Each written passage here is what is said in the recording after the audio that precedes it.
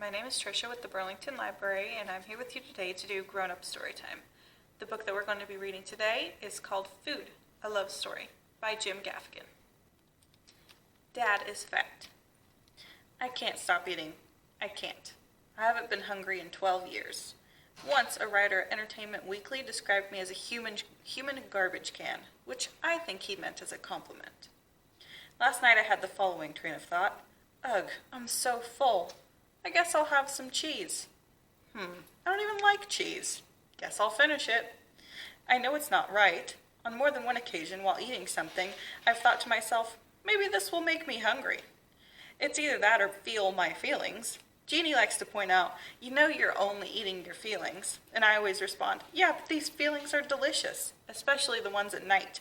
I wish I had more feelings. Have you ever eaten so much that you feel sick? Well, I love that feeling.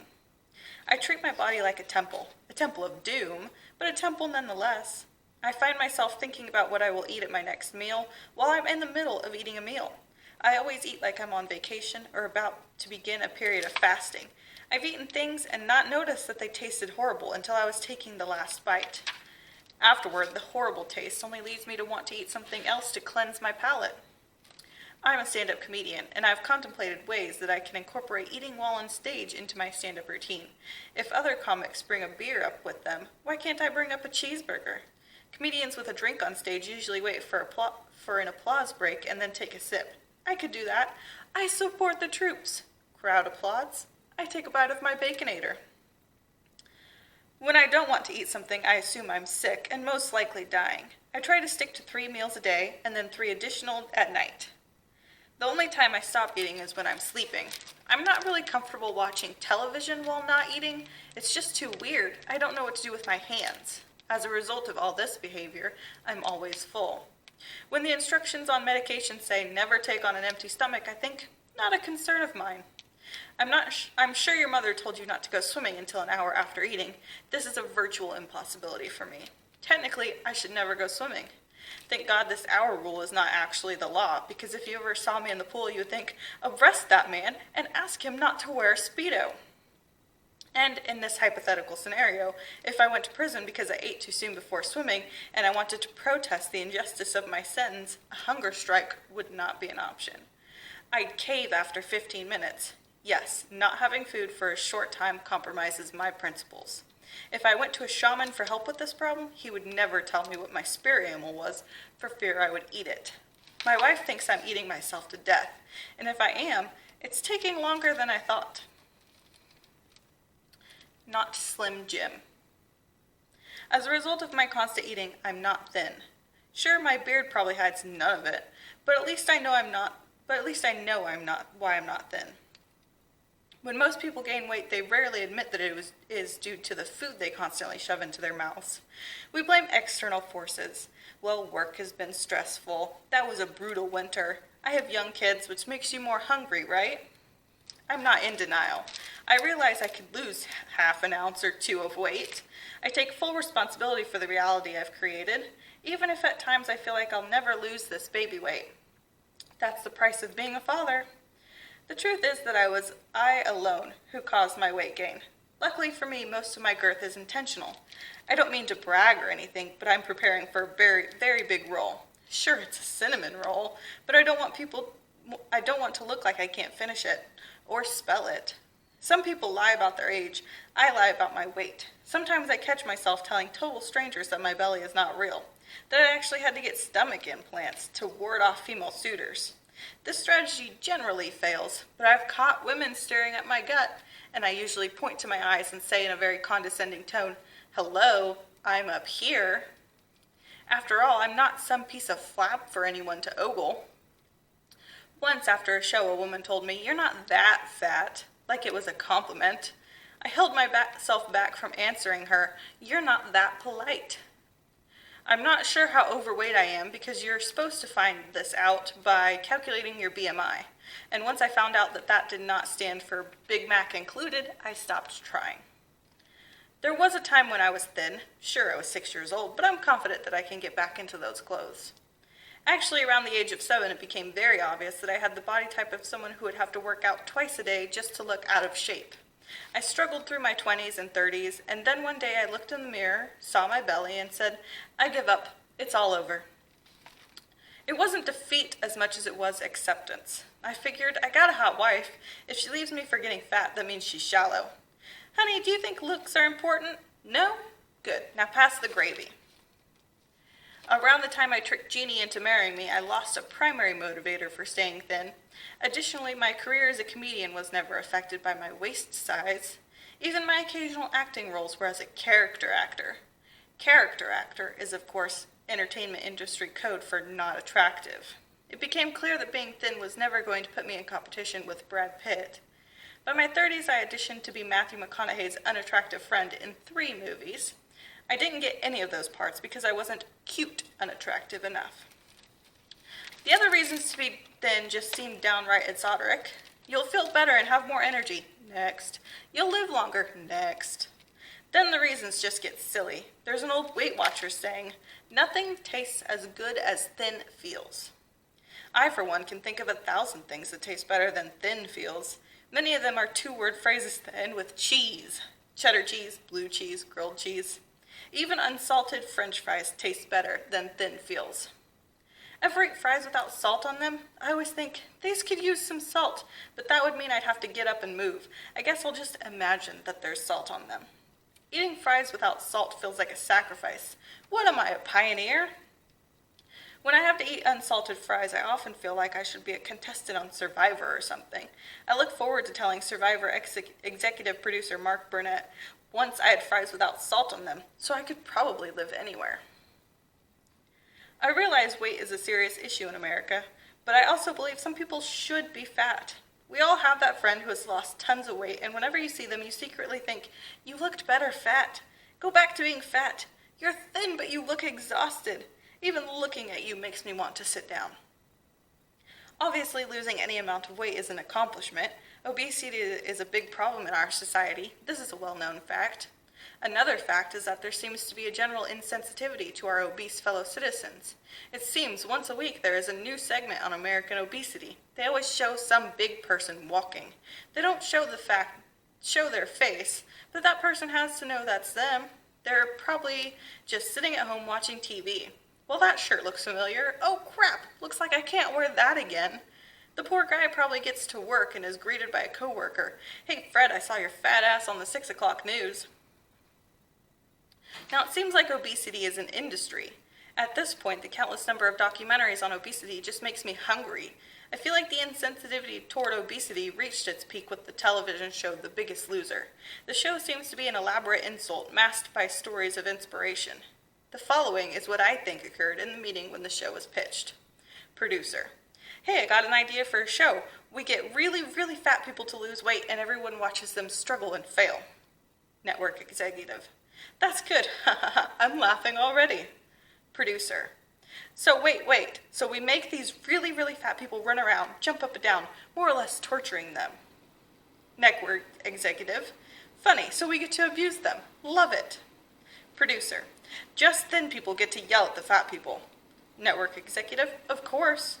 Producer: so there will be these thin, attractive judges, and we'll have the fat people weigh in on national television. Network executive: do they have their shirts off? That would be extra humiliating. Producer: fine, no shirt. Now here's the kicker. Whichever fatty loses the most weight wins the title. Wait for it. Biggest Loser. Get it? Network executive: because they're all losers. Because they're fat, right? Producer: of course, but the winner is the biggest loser because he or she has humiliated themselves the most on national television, and I suppose maybe lost some weight. Network executive: we could probably pay them in Twinkies and Ho-Hos, right? Producer: sure, some kind of food, of course. While we're torturing them, we make them wear these huge insulting t-shirts that say... Network executive: the biggest loser. Producer: their big fat bodies will serve as slow-moving billboards for the show. Network executive: haha, I love it. I have to go. I have a Pilates class now. Proud American. If obesity is an epidemic in America, then what caused it? I can only speak from my own experience, but I'll just go out on a limb here and guess it was caused by American eating. I'm very American, and I don't mean that in a boastful way. I'm just saying my habits and passions surrounding food are those of a typical American. Not to generalize, but generally, most Americans have an unhealthy relationship with food. Unless, of course, they're the damn commies. Maybe it's the exposure to a lifetime of McDonald's commercials. Maybe our country couldn't handle the post-World War II financial boom. Maybe we're just better than all the other countries at eating. In any case, consuming food of any kind feels a little more important in the United States. We seem to always be eating. If aliens studied Earth, they would come to the conclusion that the United States is somehow consuming food on behalf of other countries. In America, we have gone way beyond sustenance. Eating is an activity. Why don't we get lunch and then we'll grab some pizza? Most Americans eat constantly. And when we're not eating, we're chewing gum. We are literally practicing eating. We chew gum with a swagger and purpose that says, yeah, I got a big meal coming up. I'm training for Thanksgiving. There are many elements that make up the American attitude toward food, but some are consistent. There always seems to be an unending dissatisfaction with and constant need to improve upon the status quo of food. Americans are never satisfied when it comes to a food item. The hamburger could never remain just the hamburger. You know what would be good on this hamburger? A ham sandwich. Instead of a bun, let's use 2 donuts. That way we can have it for breakfast. Look out, McGriddle, here comes the donut hamburger. I came up with this silly concept for my 2006 comedy special Beyond the Pale, and then in 2012, Dunkin' Donuts made me a sort of food prophet by introducing the very food item that I had hyperbolically predicted. I wasn't surprised, really. Dunkin' Donuts is only responding to the ongoing public desire for innovation and variety in our food. It's the new American manifest destiny. We are the ones who for some reason needed a potato chip that tastes like steak and Jim Beam jalapeno-flavored sunflower seeds. The variety of flavors is only matched by the speed at which we need them. Of course, when the word fast is associated with American eating, it is the opposite of the word fast as it relates to abstinence from food. When people in other parts of the world hear the term food fast, they envision a time of spiritual and physical cleansing. I hear food fast and I envision a drive-through. I like things fast. I don't like lines. Whenever I find myself in line for an ATM behind 2 people, I always think, what is this, Russia? Americans want our food fast. That's why those fast food value meals are so successful. It's less the value and more the speed. You just have to say a number, 2, and your food is on its way. Soon you won't have to speak a word. It'll just be a noise, yeah, and your meal will be placed in front of you. Fast and easy is the American way. We start indoctrinating our children into this mindset at a very early age. My children eat this yogurt that comes in an astronaut tube that they just squeeze, and the entire serving of yogurt is expelled into their mouths. We don't want them to waste their time lifting up a cumbersome spoon. They're even starting to package baby food in squeeze bags. I hear soon they're coming out with a variety of kids' foods where the squeeze bags come with an elastic strap, so they can just put them around their heads and walk around all day wearing a squeeze feed bag. Why should they even have to lift their hands to their mouths? What a waste of energy. Let's keep it fast and easy. I am a fast eater. I normally am the first one to finish eating my entire plate of food at a restaurant, and then I have to just sit there and stare at everyone who has barely unfolded his or her napkin, and I never know what to say. Do you think they're going to bring back that basket of bread? My wife likes to pause before the meals with our kids and say grace. While I think this is a great opportunity for our children to learn to appreciate the gifts that God has given them, I view grace as the kind of on your mark, get set, and the amen as the go. I'm pretty sure that's the way God intended it. The faster we eat, the fatter we get. Statistics show that the amount of money spent on weight loss programs in the United States alone is much larger than the amount of money it would take to solve the world's hunger problem. The answer to this dilemma seems perfectly simple. Americans should just start eating people from starving countries. When you watch late-night television, it becomes abundantly clear that as a culture we're struggling with our weight and have little desire to make any real effort to remedy the situation. The exercise equipment and weight loss techniques sold late at night emphasize painless alternatives to actually eating less. Machines and routines that only take moments out of our busy lives between meals are constantly touted. I have even seen a late-night commercial for a pulsating belt that works your abs while you watch television. All these weight loss techniques point to the fact that we can't stop eating. There are diet programs where all your meals are mailed to your home. How absurd. We can't even be trusted to go out and buy the food we know we should eat. You'll screw it up. I'll do it. We're totally out of control. We're a country that loves to eat so much that instead of learning how to eat less, or honestly exercising, we find ways around it, like wiring our mouths shut and undergoing surgeries in which our stomachs are stapled smaller. I don't want to do something barbaric like exercising, so I'm just going to have someone vacuum the fat out of my body.